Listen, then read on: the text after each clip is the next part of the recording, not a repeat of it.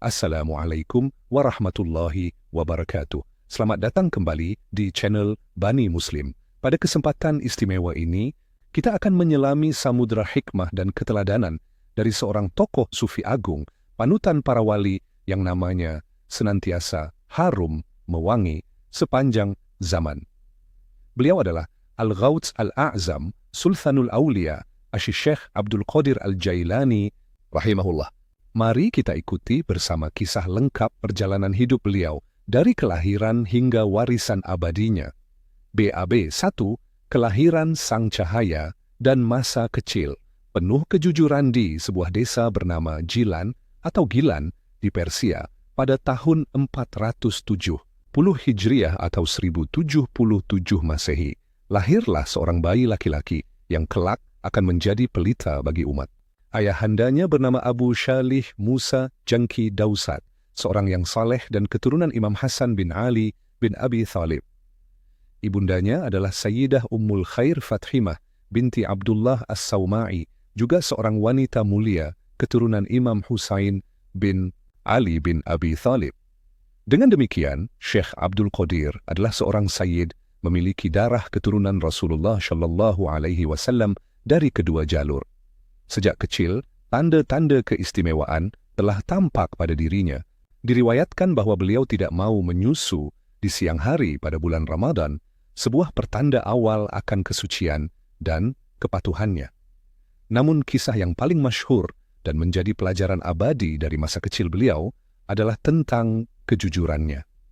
Suatu ketika saat beliau hendak merantau ke Baghdad untuk menuntut ilmu, ibundanya yang tercinta membekalinya dengan 40 keping dinar emas yang dijahitkan di lipatan bajunya. Sang ibu berpesan, "Wahai anakku, berjanjilah untuk selalu berkata jujur dalam keadaan apapun." Syekh Abdul Qadir kecil pun berjanji. Di tengah perjalanan, rombongan kafilah yang diikutinya dihadang oleh sekelompok perampok. Semua barang bawaan rombongan dirampas. Salah seorang perampok menghampiri Syekh Abdul Qadir yang masih belia dan bertanya, "Apa yang kau bawa, nak?" Dengan tenang dan tanpa ragu beliau menjawab, "Aku membawa 40 keping dinar emas yang dijahitkan ibuku di bajuku." Perampok itu tertawa mengira anak kecil ini berbohong atau mengigau.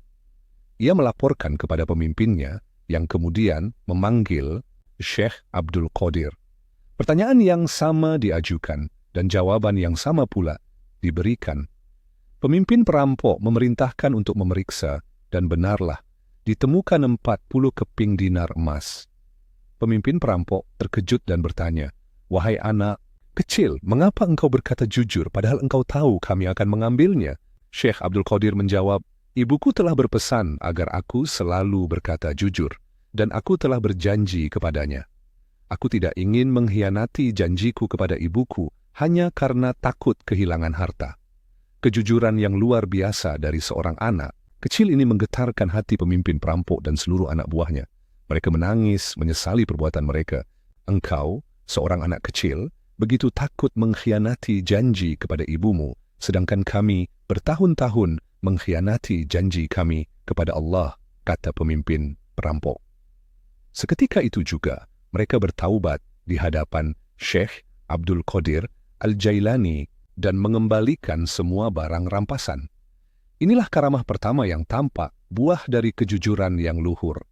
Perjalanan menuju Baghdad, kota ilmu dan cahaya.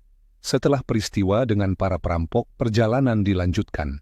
Tekad Syekh Abdul Qadir untuk menuntut ilmu di Baghdad, pusat peradaban dan keilmuan Islam saat itu, semakin membara. Beliau tiba di Baghdad pada usia sekitar 18 tahun, sekitar tahun 418 Hijriah. Baghdad bukanlah kota yang ramah bagi pendatang miskin tanpa kenalan. Masa-masa awal di Baghdad dilalui dengan penuh keprihatinan dan ujian. Beliau seringkali menahan lapar, bahkan hingga berhari-hari. Diceritakan bahwa beliau pernah mengumpulkan sisa-sisa sayuran dari pasar untuk bertahan hidup. Namun, kesulitan ini tidak pernah memadamkan semangatnya untuk belajar. Beliau dengan tekun mencari para ulama besar untuk menimba ilmu. Dahaganya akan pengetahuan syariat dan hakikat begitu besar. Beliau memahami bahwa ilmu adalah kunci untuk mendekatkan diri kepada Allah Subhanahu wa Ta'ala. Bab 3. Masa Pencarian, Ilmu dan Riyadhah Ruhaniyah di Baghdad, Syekh Abdul Qadir Al-Jailani belajar berbagai disiplin ilmu agama. Beliau mempelajari fiqih mazhab Hambali kepada para ulama terkemuka seperti Abu Sa'ad Al-Mukharrimi dan Abu Al-Khattab Al-Kalwadzani. Beliau juga mendalami ilmu hadits dari Abu Ghalib Muhammad bin Al-Hasan Al-Baqillani dan ulama lainnya. Dalam ilmu tafsir, adab dan bahasa Arab, beliau juga berguru kepada para ahlinya. Namun, pencarian beliau tidak berhenti pada ilmu lahiriah semata. Hatinya terpaut pada jalan tasawuf, jalan penyucian jiwa. Beliau berguru kepada Syekh Hamad Ad-Dabbas, seorang mursyid sufi yang terkenal dengan kezuhudan dan kewaliannya. Di bawah bimbingan Syekh Hamad dan guru-guru sufi lainnya, Syekh Abdul Qadir menjalani riyadah, latihan spiritual, yang berat. Beliau menghabiskan waktu bertahun-tahun dalam khalwat, berpuasa, mengurangi tidur, dan terus-menerus berzikir serta tafakur. Beliau menjelajahi gurun-gurun Irak, menjauhi keramaian dunia, untuk berkonsentrasi penuh dalam ibadah dan penyucian diri. Diceritakan bahwa beliau pernah tinggal di reruntuhan kuno selama 25 tahun, hanya makan dari apa yang ditemukannya dari tumbuh-tumbuhan liar dan minum dari air hujan. Kesabaran, ketekunan, dan keikhlasan beliau dalam menuntut ilmu dan menjalani suluk akhirnya membuahkan hasil. Cahaya ma'rifat mulai menerangi hatinya dan kedalaman ilmu agama meresap dalam jiwanya. Beliau menjadi seorang alim yang faqih, sekaligus seorang arif yang bijaksana. Menjadi guru, mufti, dan mursyid. Agung setelah melewati masa-masa tempaan yang panjang, Syekh Abdul Qadir Al-Jailani mulai dikenal luas karena kedalaman ilmunya dan ketinggian spiritualnya. Pada tahun 521 Hijriah, guru beliau, Syekh Abu Sa'ad Al-Mukharrimi, menyerahkan madrasahnya kepada Syekh Abdul Qadir. Disinilah beliau mulai mengajar dan memberikan fatwa. Awalnya, hanya sedikit murid yang hadir di majelisnya. Namun, seiring waktu karena kedalaman ilmu, kefasihan lisan, dan cahaya spiritual yang memancar darinya, majelis beliau dipenuhi oleh ribuan orang dari berbagai penjuru. Bukan hanya dari kalangan awam, tetapi juga para ulama, pejabat, bahkan khalifah turut hadir mendengarkan nasihat-nasihatnya yang menyejukkan jiwa dan membangkitkan kesadaran. Diceritakan bahwa ketika beliau berceramah, banyak orang yang bertaubat dari dosa-dosa mereka, orang-orang non-muslim yang masuk Islam, dan para pendosa yang kembali ke jalan Allah. Kata-katanya memiliki kekuatan untuk menembus hati yang paling keras sekalipun. Beliau tidak hanya mengajarkan ilmu syariat, tetapi juga membimbing murid-muridnya dalam menapaki jalan tasawuf menuju Allah. Madrasah beliau menjadi pusat ilmu dan spiritualitas yang sangat berpengaruh. Selain mengajar, beliau juga aktif menulis. Karya-karya beliau yang terkenal antara lain Al-Ghunyah li Thalibi Thariq al-Haq, Futuh al-Ghaib, dan Al-Fath al-Rabbani wal-Faid al-Rahmani, Babi 5, Karomah Sang Sultanul Aulia, dan pengaruhnya sebagai seorang waliullah yang mencapai derajat tinggi di sisi Allah. Syekh Abdul Qadir Al-Jailani dianugerahi berbagai karamah. Karamah adalah kejadian luar biasa yang diberikan Allah kepada para walinya, bukan untuk kesombongan, melainkan sebagai bukti kebenaran dan untuk menguatkan iman.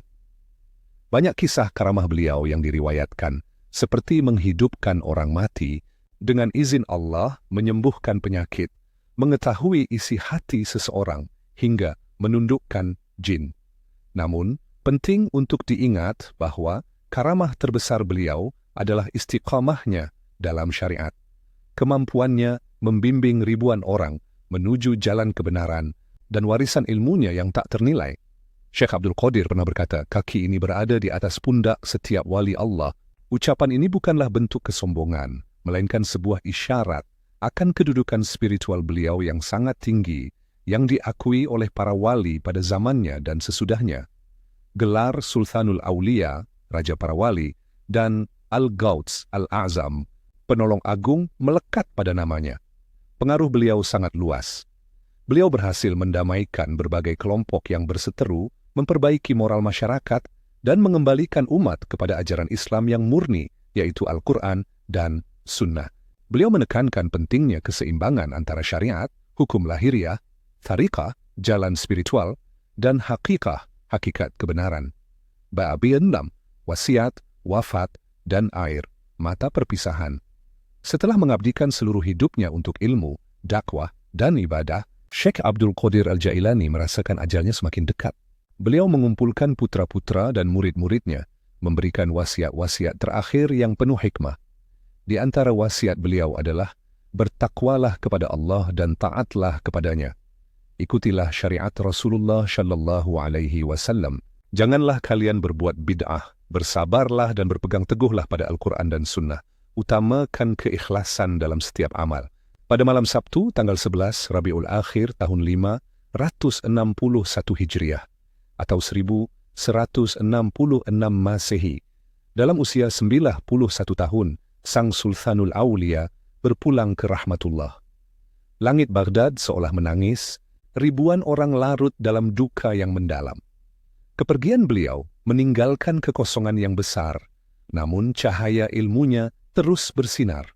Beliau dimakamkan di kompleks madrasahnya di Baghdad, yang hingga kini menjadi tujuan ziarah kaum muslimin dari seluruh dunia. Meskipun Syekh Abdul Qadir Al-Jailani telah tiada, warisannya terus hidup dan menginspirasi jutaan umat Islam. Ajaran-ajaran tasawuf beliau kemudian terlembagakan dalam sebuah thariqah yang dikenal dengan nama Thariqah Qadiriyah. Thariqah ini menjadi salah satu thariqah mu'tabarah yang diakui terbesar dan tersebar luas di berbagai penjuru dunia, termasuk di Indonesia. Prinsip-prinsip utama ajaran beliau adalah tauhid yang murni, kepatuhan pada syariat, akhlak mulia, zikir kepada Allah, cinta kepada Rasulullah dan Ahlul Bait, serta pelayanan kepada sesama.